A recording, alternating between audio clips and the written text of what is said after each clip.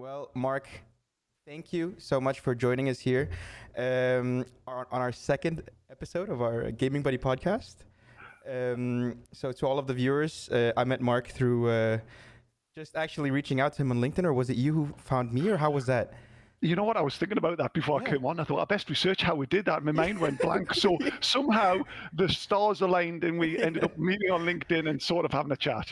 The thing is, I feel like I got a notification from you, but I feel like that's because I already stalked your profile, and you might have seen that. I'm not sure.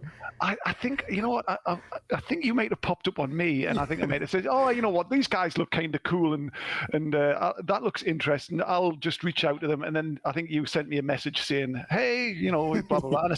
And then I said, if you ever need any help, and sure enough, And I did. That is, and I'm so happy about that. I'm so happy that you did that. Mark, for the people who don't know you, would you kindly just introduce yourself? Okay, well, I'm Mark Sample, and I'm a development director at a games company called SUMO Digital, based in Sheffield. What else can I say? Now, obviously, Sumo Digital is a large company that makes a variety of games and has been going for the last 18 years. So that's what I do. And for me, I'm a games industry veteran, and I've been around for over 30 years making games.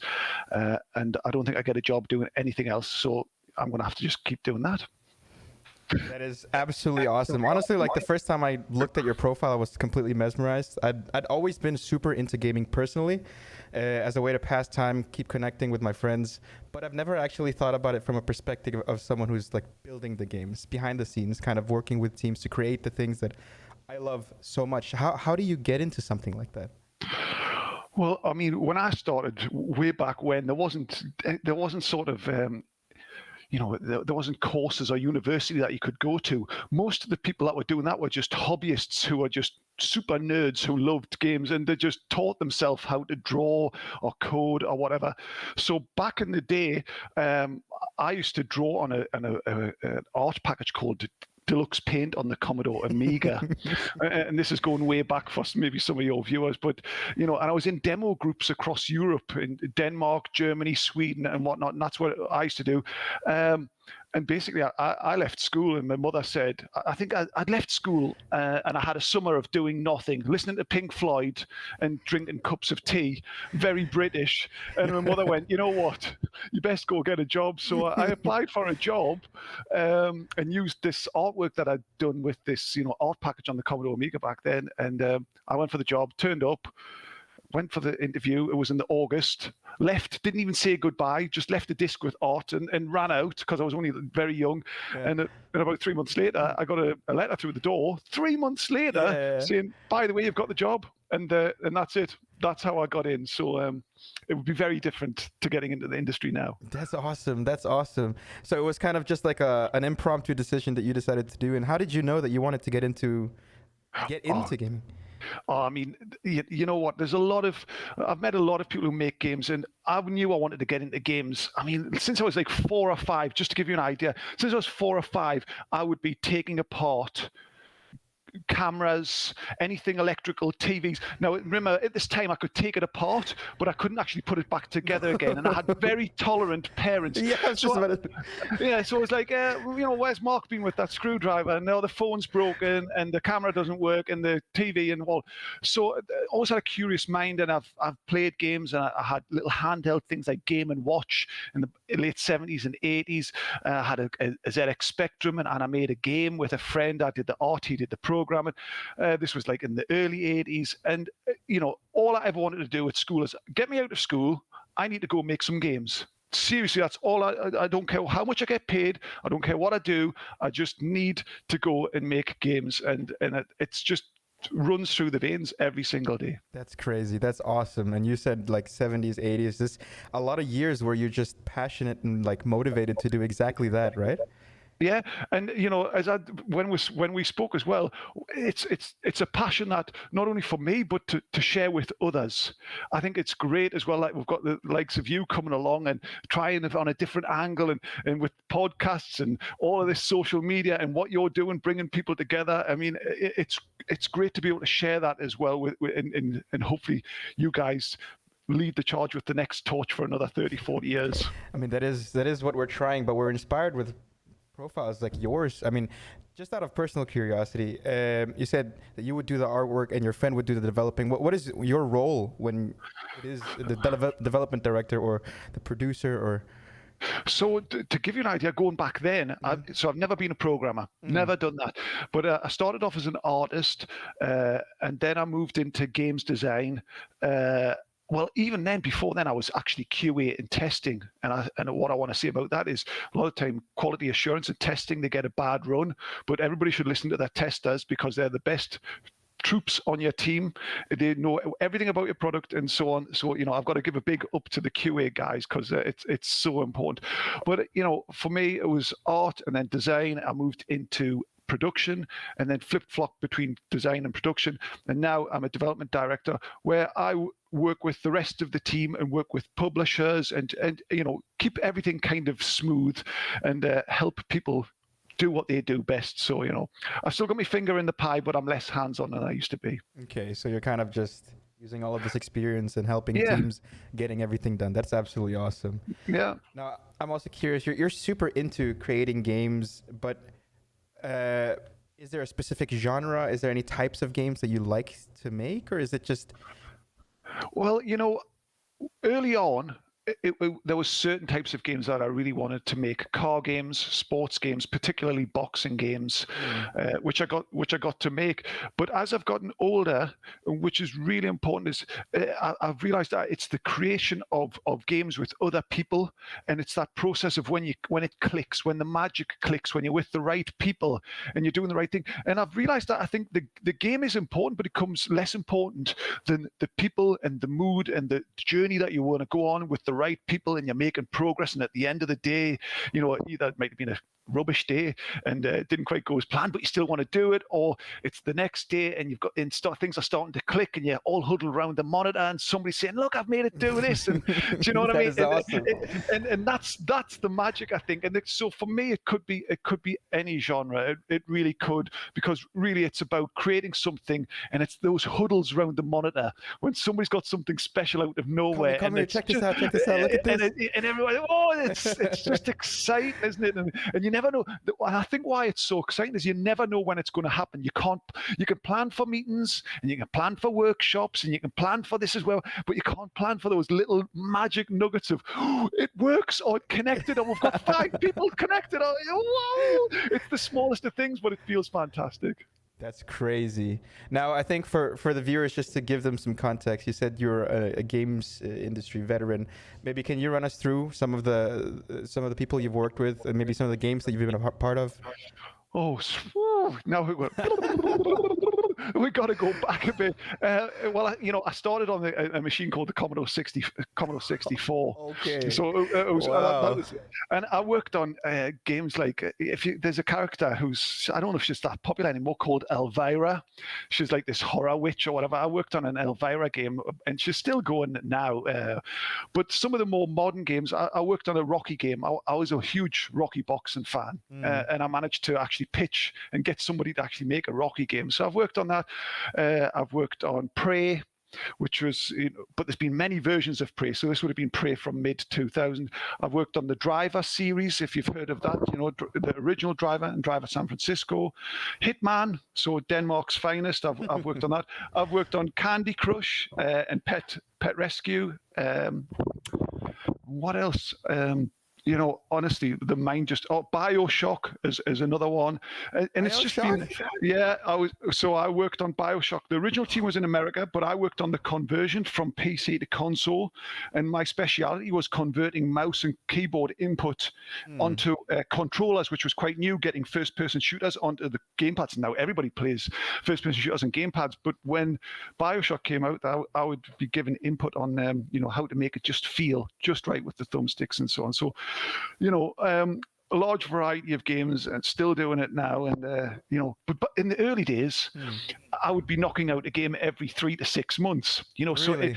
So so in the first sort of 5 or 10 years, I would have like, how many games you made, Mark? 20 games. But now it's like I'm finishing a game one every 5 years. So huge titles. Yeah, so I might only have 2 or 3 titles left in me because there's only so much time. Wow. Do you still have time to enjoy the games yourself? Always. Now that's the funny thing. It's seriously, I've got this little office here, and I'm on the machine, and then I go downstairs, and it's straight onto the Switch or the Xbox. And that's just what I do. It's maybe I've got a problem, and I don't realize it. I'm curious. Okay, so I enjoy the game. I mean, it really depends the kind of game, right? If it's multiplayer, I enjoy the connectivity, me playing with my friends. If it's kind of like a story-based game, I really kind of try to immerse myself. But what about you?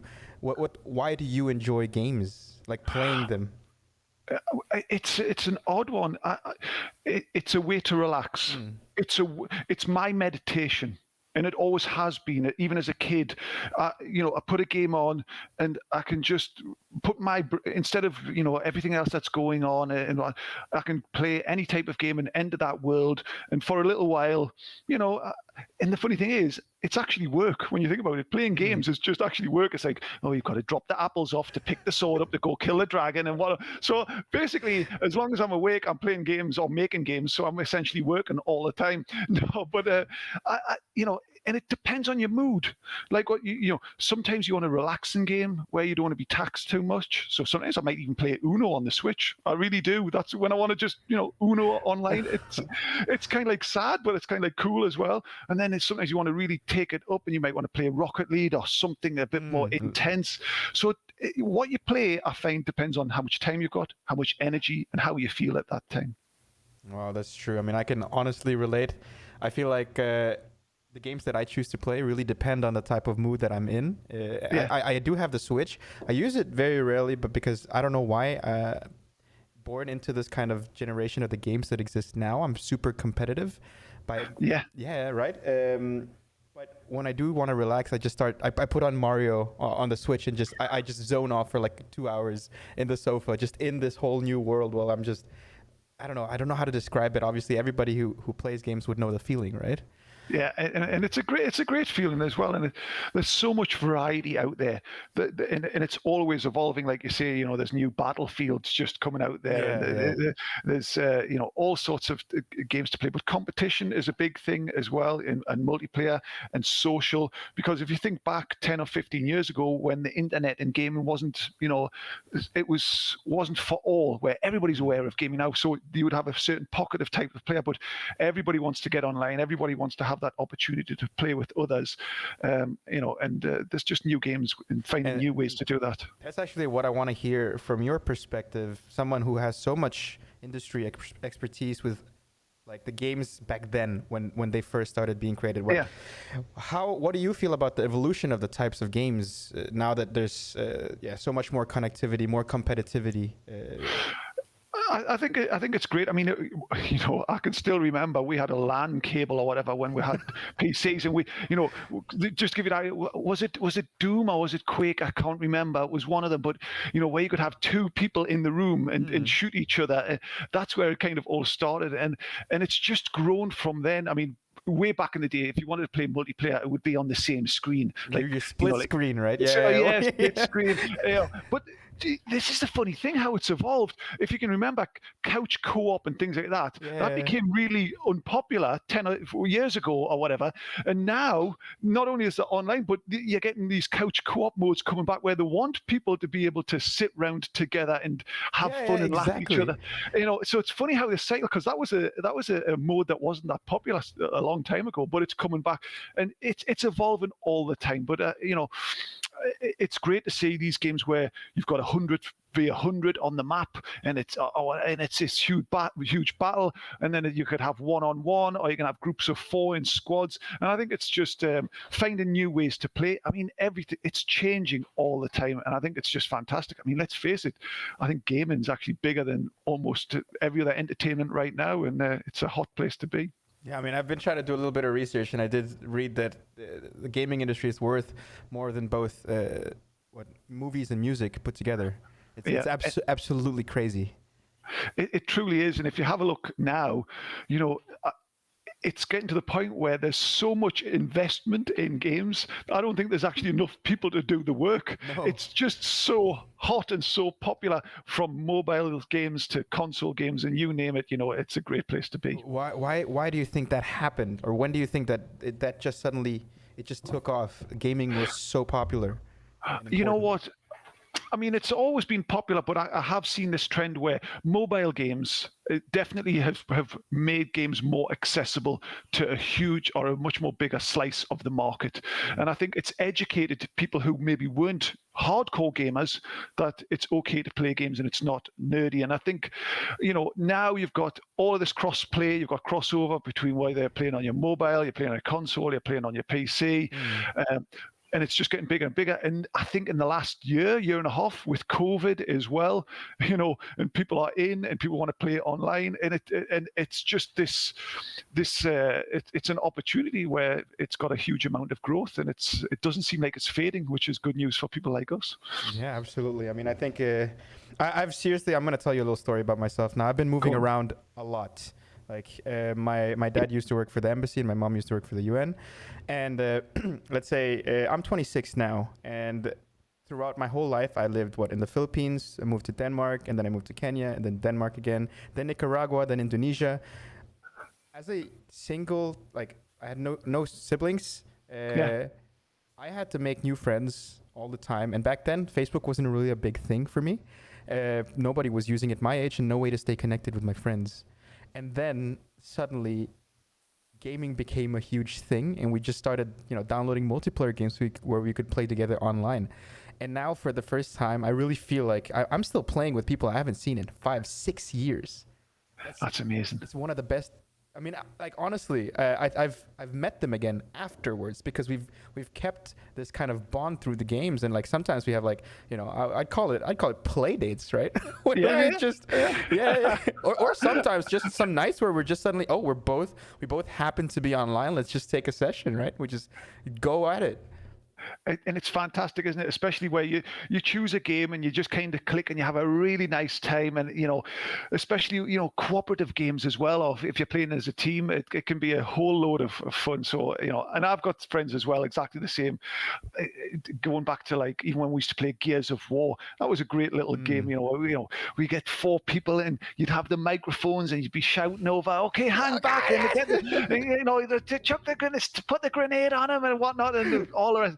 And it's fantastic when you make these maneuvers or have fun and you actually get it. It pays off, and you can really get that sort of high five over the internet, can't you? Say yes, and that's what a lot of gaming's about. Also, the other side is when you don't quite pull it off as well. That's the other part. That is exactly what I was going to get into now. So there's 2 parts when it comes to competitive gaming, right? There's the super fun, the successes where you go crazy, you achieve. But then there's also the other part where you're like, oh, shoot, I failed. And then there's the rest of the team that kind of disappointed. And now it's not as fun. And that's I feel like that's quite a big thing now that's taken a lot of space in gaming. What do you feel about that? Yeah, it is. But, even way back when I was doing that, playing like Wolfenstein, we would have pre-warm-up matches, and then you go into the match. So the pre-warm-up, you'd warm up for an hour, make sure you knew the map and where you're going and who's what role and all the rest of it. And then you go into the match, and like a football match in real life, like the Euros now or whatever. Reality didn't quite make it out, and it's kind of disappointing. But I think you have to remember that games are about having fun ultimately, and if you start taking them too serious, fair enough if you're an esports team and it's your job, but if you're playing games, you should always remember that it's for fun. And if somebody didn't quite live up to the standard that you hoped, you can always play again. And I think that's really important. And games have so many different ways to reward players for their time and effort in the game, which is so important now. Because if you think back to the likes of when Quake came out and early achievements on the Xbox, you would only get achievements in multiplayer if you came first. So all of the 10 players who were playing got nothing, and they feel like, oh, so I'm a loser. So it's really important as well that when you're playing games that you never feel like you're a loser. It's just that you had fun and you've got another chance for another round. Yeah, I mean, I feel like that's a great way to look at it. Super positive mentality. I play League of Legends a Yeah. lot, and I actually I've played it for what, like 6 7 years now. I changed my name 3 years ago to Fail for Improve, because I need to keep reminding myself it is a competitive game, right? And it's a grind. It's a grind. It So is. uh, every time I fail, I need to use it as a kind of, stepping stone for me to improve to the next level. What I did wrong, I can learn from that. But not everybody has that type of mindset, and not everybody chooses to see it that way. And I feel like that's a huge issue that kind of has boomed in all these competitive games. And these are the types of games that are taking over right now that everybody's playing. It is, and it really is difficult, isn't it? You don't know who you're going to be playing against. You don't know what kind of behaviour you're going to get after a match or during, and it's just difficult. But I think it also comes back to what you said about your friends and the people that you choose to play with. I think we have to be mindful that you try and play with the people that give you a good game, even though there's thousands out there who you could be coming up against. It's really, really difficult because I've played the likes of Halo and that back in the day, and wow, that was a hateful place to be if you got things Really? wrong. Oh yeah, and you're getting a load of bad language and stick from that. But I think you've got to stay positive and keep away from the people that kind of give So, that kind of mentality. like, is that your personal way of kind of dealing with it? Because it's not something you can just dodge. It will happen. It does happen, but also, you know what? I think you've got to recognize your own tolerance. What you'll probably find, or what I've noticed, is that say you've played for 2 or 3 hours on an evening. If you've taken a bit of stick for too long, you're probably going to become like the people who have been giving you that kind of. So I think it's also knowing when to say, you know what, maybe I've peaked and I've heard too much. Maybe I'm not playing too good, and I'm going to walk away and maybe go back to that Mario thing or whatever for a little while, rather than push too hard. Because I think you can also lose perspective of enjoying and having fun, and like, well, you didn't do this, and all the rest of it, and it can get hot. I'm kind of curious that have you worked on games where there's like a lot of multiplayer and kind of social gaming involved?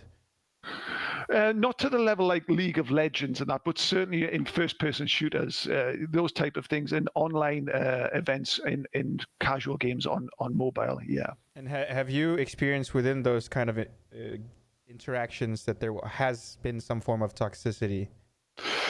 Yeah, I mean, thankfully as developers, unless you're actually playing with the public, a lot of the time you're testing with people who want to play the game or are happy to be there, or in beta tests of a local family. So you get a different type of personality. It's only when it really goes live and you're getting people who are just playing that you'll get this toxicity, and it can be a huge problem. And especially it depends on what type of game you're playing. Now imagine toxicity in casual games for kids compared to League of Legends, where you might have a slightly older audience as well. So it's you've got to really be mindful of it, and it's so difficult to control. I was just about to say, because I mean, from the perspective of game developer, I mean, you can already hear that it's something that they do take into consideration. It's something they think about and work a lot and use a lot of resources to try to prevent and figure out how to fix, right?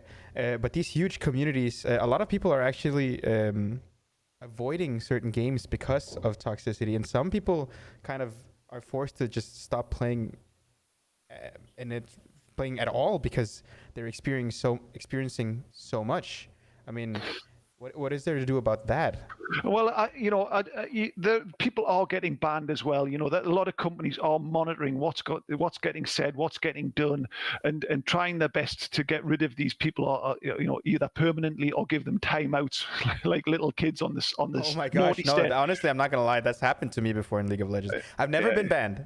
Yeah, but put on the naughty step for a little while, and it's you've just got to hope that you've got to, companies have to have a responsibility to monitor what's going on and try and do the best thing for their players, because the majority of people are good and want to have a nice time and enjoy the competition.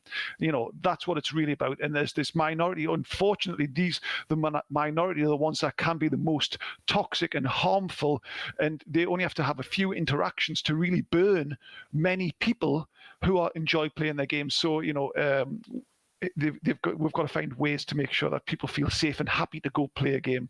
Because think about it, as developers, when we make a game, we want people to enjoy the game as much as possible, enjoy it and feel like, it's the first thing you want. Is like, you want to feel like, if we make this game, so-and-so can't wait to come and play it when they've finished work, because it's the first thing on their mind they want to do. That's what makes them happy. That's what to me games are about. Completely right. Yeah. And the reason why I say this is not because I'm a professional games developer. That's how I also feel about games. It's like, I've got free time. I can either have a beer, a bite to eat, watch a movie, or should I go play a game? And then it's, what game am I going to play? And sometimes if I'm honest, I'll go try to choose between 5 or 10 games before I know it's time to go to bed, and I haven't played any. Oh my gosh, it's like it's the choice of which game you want to enjoy, right? Now I'm curious also, you say you're choosing between so many games that you want to enjoy. What is your favorite game? I know that's a difficult question. Unless favorite game. Jeez. I don't know if I've got I do. Oh well, I don't. Yeah. Yeah, I haven't played it for a while, but I do love the Dark Souls series. Really? Yeah. Now here's the funny thing. I first heard about Dark Souls, 10 years ago or whatever, and a friend, I says, "What's it like? Is it hard?" And the person said, "Oh yeah, it's hard." And at the time, I had a young daughter, and I needed like easy games. I needed games. I had too much in my life to contend with the hard games, so I didn't play it. And then when Dark Souls 3 came out, I bought it. And I couldn't get past the first boss. This is honestly the true story. The first boss, I mean, it's like 10 minutes into the game, and I couldn't beat it, and I tried. Talking about, like toxicity, that was toxicity in the own game. Yeah. I would play, and then I'd have to turn it off. And I know I'm a gamer, and I'm going to say this online. I actually took my Xbox to work to a Dark Souls expert, and we plugged it in and says, "Look, get me past that, will you?" And then here's the thing though, after that, the rest of it, and then I just became addicted to the Dark Souls franchise. But that's the honest truth of how I started. Yeah, and I love it. So you're telling me that you brought your Xbox to a Dark Souls expert, to complete the boss that you could not pass. Yeah, the first boss, not even like boss 4 hours, not even like 40 hours in or whatever, like with 10 minutes in. I mean, okay, first of all, thank you for sharing that. I mean, honestly, that's not the easiest thing to share, but Dark Souls is known to be an extremely difficult game to beat. And personally, I haven't played it, but I've watched a lot of streams of people struggling and being challenged and honestly being really angry with themselves. We're talking about that, and the expression is "get good," and eventually I did. Get good. Eventually I did. Now, talking about toxicity and that, what's quite interesting about Dark Souls, if you haven't played, so you can play it, and you can play online, and you're wandering around, and I'm off to kill this werewolf, or I'm off to do that, and then I'm having a great time, and then suddenly you're really in the zone, and you're like, I'm going to get past this boss, and then in half an hour's time I'm going to save out. I've got all of these souls. I've had a good session, and I'm going to turn off. And brilliant, that's a great session on Dark Souls tonight. And then you're in, and then you'll say, so-and-so has invaded you. No. And you'll be like, oh no, somebody's coming to kill me. Oh no, please don't. I'm on my way to kill a boss. No, I haven't got time for this. But you can't get rid of them, so you have to kind of duel.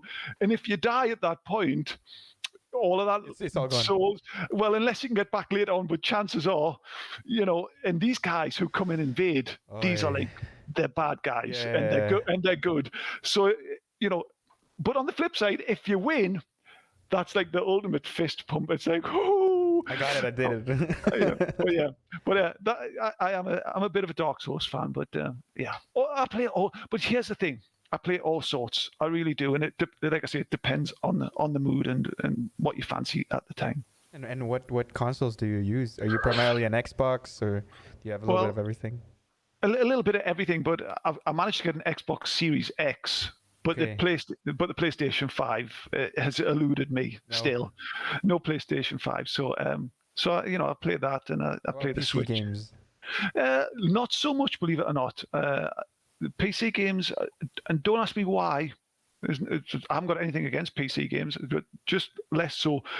I think it's because I just got into this kind of comfy feel of sofa. I was just about to say. Because the truth is, I sit on one of these all day, like the chair that you've got, and sometimes I want a game with a coffee table in front and a slouchy chair and your and a feet big up, TV. or you're leaning back, or surrounded with pillows. I remember the first time I kind of, or the first console I actually played was PlayStation 2. And that was actually because the PlayStation 1, my parents were hogging it.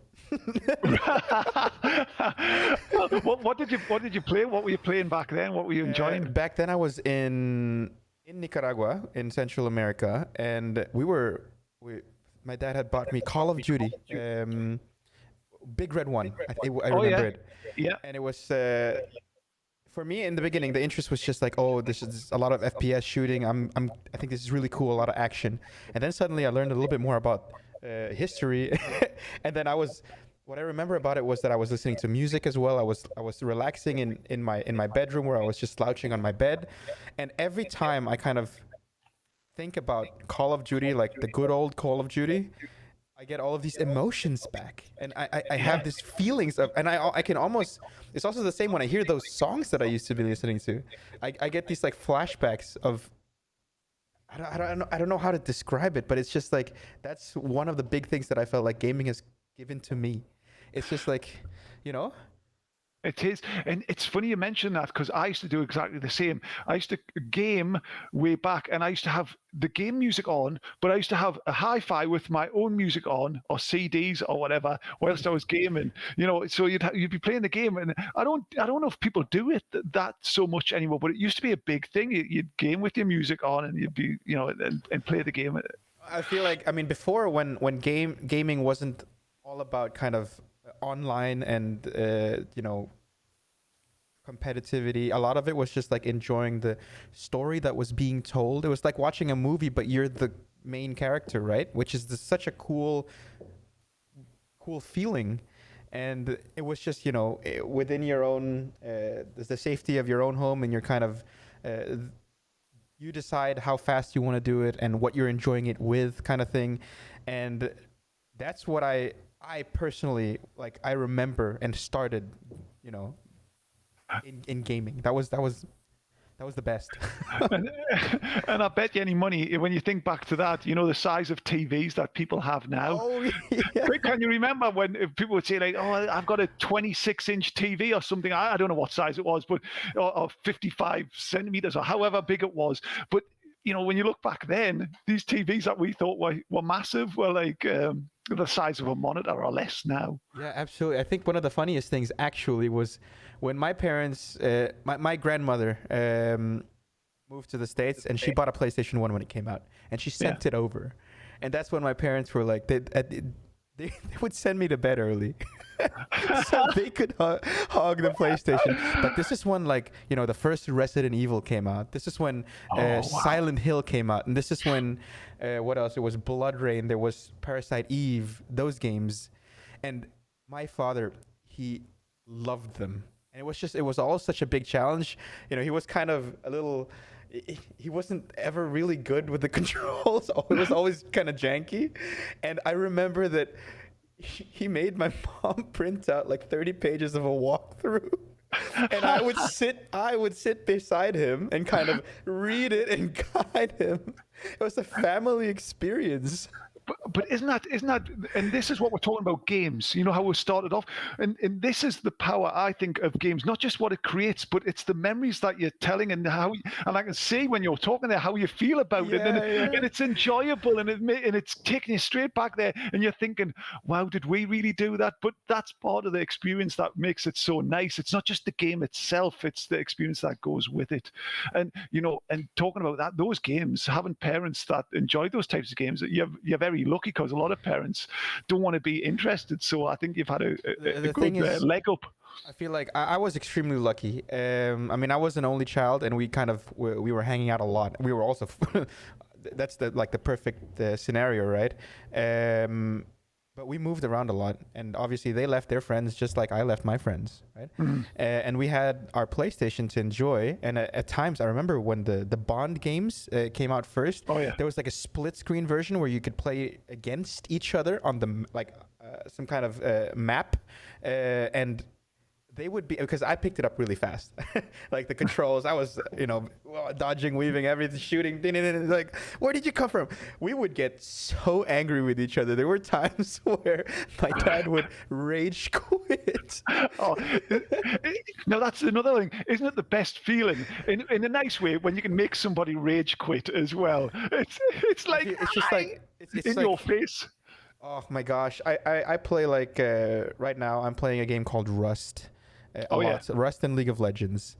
Those are my favorite games. And like, as you mentioned, it's so cool to see like servers with hundreds and hundreds of people in the game at the same time, just like duking it out, trying to survive. I think that's so cool. Now, it's extremely competitive too, Rust. And it's the best feeling when people are like, oh, I'm so much better than you kind of thing. And then you just kind of show them up and you're just like, well, I won, and then you don't say anymore. You don't, because they're really feeling it. and that's what good friendly competition's about. It's even way back in the day when I used to play FIFA, it's that feeling when you put there's something even better. I mean, it's great online, but like if you and I were playing, it's when you're sitting both on the couch and you can really kind of get in somebody's face about scoring a great goal or beating them. It's fun experience, with as long as it doesn't get too heavy as well. Because you don't want to upset people too much. No, the thing is, one thing that I'm actually personally super worried about is that, I mean, we're getting a little bit back. Everything that we talked about so far, if it's like the super old games, even the newer types of online gaming, toxicity has always kind of been a thing. Like in very many different ways, some softer than others, some where it's just like, you've rage quit and it kind of affects the people around you. And now online, where it's like, it's just so easy to talk down to someone. It's just so simple, and it doesn't, I don't know what is some kind of instant gratification for the people who feel the need to say these bad things. Yep. And yeah, I mean, go. I think it's not just games though. If we talk about that, you hear it a lot about on social media, and it's because I think a lot of people feel whether it's games or social media or whatever it is that because they're behind an alias and because they can become this different person and they can say very hurtful things and instantly disappear. And most people in this situation, if they were face to face with others, would never dream of saying that. And it's just because they feel like there's this safety. So it's, to be fair, it's not just toxicity in games. It's something that, like we're talking about technology evolving, this is what technology has allowed people to do, is almost to snipe with their remarks and comments and then, just completely disappear. And unfortunately, some people feeling pretty bad afterwards. And the horrible thing is, a lot of times these people who say these kind of things never give it a second thought afterwards. And it's like, I reckon many of them would probably think, well, I didn't actually say anything that bad. And you'd be like, wow, really? You would almost probably have to play it back to them or show them to their face to say, this is the kind of stuff that you're saying and doing, for them to actually wake up and go, wow, is this what I do these days? Because it's just so easy to walk away from bad comments. Yeah, you're completely right. The thing is, this is something I'm extremely passionate about. Whether it's in League of Legends, whether it's in Rust or any other gaming community that I've ever been a part of. I mean, it's the anti-toxicity, right? Of course.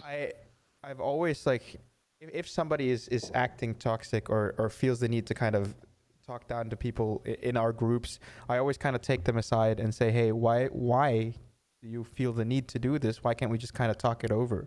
But I feel like that kind of mentality, I'm not trying to pat myself on the shoulder here, but it's not easy for people to kind of, mature into. And a lot of the people who are affected by this type of, verbal harassment and online bullying, they're really, really young children. And I mean, how would you deal with that? Like, I mean, this is the thing. You see it on the news all the time in various ways. It's a huge problem, and like everything, it's all about education as well. It really is, from an early day, that you never know. Actually, it could become part of the school curriculum, that how to behave socially online, not just with games, but just thinking there's a lot of things that people do not get taught in education that's really important, that you need to actually lead a good life, whether it's in games, work, or whatever you do. And maybe we need to help people realize that the repercussions of the things that you say and do online or in real life, and how they affect people, and really hammer it home, because it's much easier to say hurtful, toxic things online than it is in real life. And I think people need to be educated that this little barrier that they think they've got, this super shield round, help them realize that the things that they say and do, somebody is listening to that, and it can really affect how they feel, to the point that they could get mental health problems, or feel like they want to commit suicide. If you really want to get that, that's how bad. It's absolutely true. There are a lot of people who are, and that's the worst part, because you're saying, I mean, we talked about how people use games as an escape, to kind of, get away from the real world, and then dive into kind of their own world, where they're kind of, they can make the decisions, they can do what they want, they're free. But then they dive into a world where they're greeted by this again, and it's a horrible experience. Maybe we need a global gaming guild, where you have these, where, depending around, you've got these people in these variety of games who are like the paladins, if they were a role-playing character, that could step in and try and break things up a little bit, in a positive way, of course, always in a positive way. But the thing is, the more that you educate people, the more that you'll get more of the good characters who are ready to step in to help others when they see something, even if they don't know them. I mean, I completely agree. We like a white knight kind of figure that comes down to help. But it's difficult, isn't it? Because then if the paladin or the white knight can also become seen as the enemy as well. So it's a fine balance, isn't it? It's the hardest of them all. I genuinely feel like this is like, toxicity is an issue that will never be solved. It's gonna constantly evolve into, because I mean, it's hard to define toxicity too. For some people, it's not, talking verbally, harassing each other.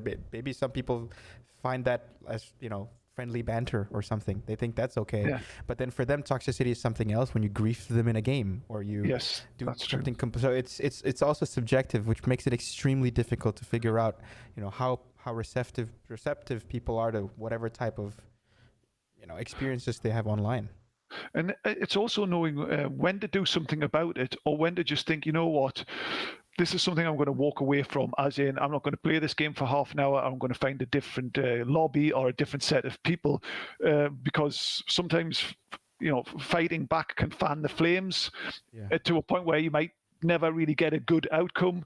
So it's also knowing which option to choose, if it was a game, which path to choose to lead to somewhere better as well, because you don't have to meet the toxicity with more toxicity, or battle it back. Sometimes it can be just a case of, I'm going to choose a different path, where I'm going to find a good place where I can play it and feel happy about this. I mean, one thing that I've actually personally tried to do before, I've tried to be humble in victory and Yeah. gracious in my defeat. There's some people who I've played against in League of Legends where they've beaten me in a role, where it's obviously been my counterpart that has been the main reason why they've won, and I accept that. But they choose to talk down to me even though I've already lost.